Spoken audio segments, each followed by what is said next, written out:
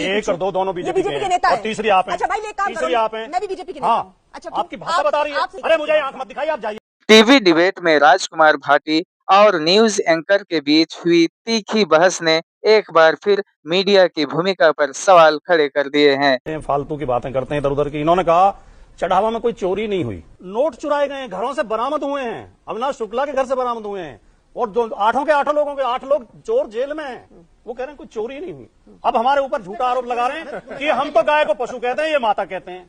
पता नहीं हमारा कौन सा बयान इन्होंने देख लिया। कि आप जब आस्था की इतनी बात चल रही है तो क्यों अखिलेश जी का एक पुराना बयान याद आता है, जब वो कह रहे हैं कहीं भी पत्थर रख दो, टीका लगा दो, पत्थर में मंदिर बन जाता है।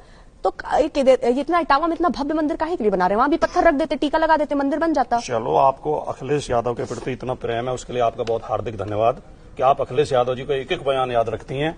आप योगी आदित्यनाथ वगैरह का कोई उन्हें फालतू के आदमी समझते हैं, उनके बयान याद नहीं रखते। जब वो कहते हैं कि हनुमान तो दलित थे, जब बीजेपी के राष्ट्रीय अध्यक्ष के जुलूस के सामने हनुमान जी नचाए जाते हैं। ये कौन है? बीजेपी का नेता कौन है?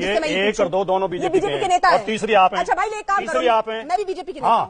अच्छा, आपकी भाषा बता रही है, आपसे सवाल पूछना, आपका तेवर बता रहा है। भाटी साहब, आप बीजेपी का बचाव कर रही है लगातार। भाटी साहब ये मत कीजिए। आप हमारे ऊपर व्यक्तिगत आरोप लगा रही हैं। कौन सा व्यक्तिगत आरोप? अखिलेश यादव का नाम लेके आप आरोप लगा रही हैं। आप व्यक्तिगत भाषा भरी हुई हैं। आप गलत बात नहीं। अरे मुझे आंख मत दिखाई, आप जाइए, मुझे नहीं रखना। आप मुझे शोषण निकालिए। मैं दब के डिबेट नहीं करता हूं कभी। मैं धमकी में नहीं आता हूं कभी। मैं यहाँ चैलेंज कर रही हूँ, अगर कोई ऐसा बयान मैंने कोट किया हो जो अखिलेश यादव ने नहीं बोला, बार-बार ऐसा कोई बयान ना बता दीजिए जो अखिलेश यादव ने विषय पर डिबेट है क्या? अरे अखिलेश यादव ने कहा है क्या?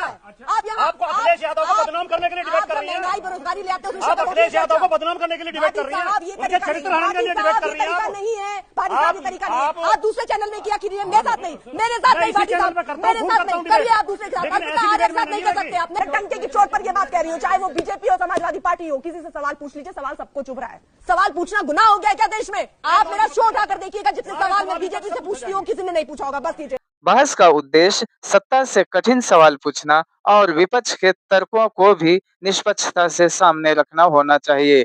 लेकिन जब एंकरिंग में सत्ता पक्ष के प्रति झुकाव दिखाई देने लगे, तब पत्रकारिता की विश्वसनीयता खोने लगती है।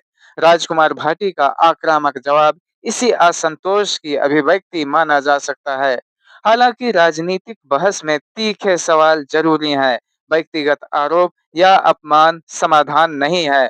लोकतंत्र में सत्ता से कठोर सवाल पूछना ही पत्रकारिता की असली कसौटी होती है। इस पर आपकी क्या राय है? कमेंट में जरूर लिखें। साथ ही वीडियो को लाइक, शेयर और चैनल को सब्सक्राइब करें और बेल आइकन जरूर दबाएं। धन्यवाद।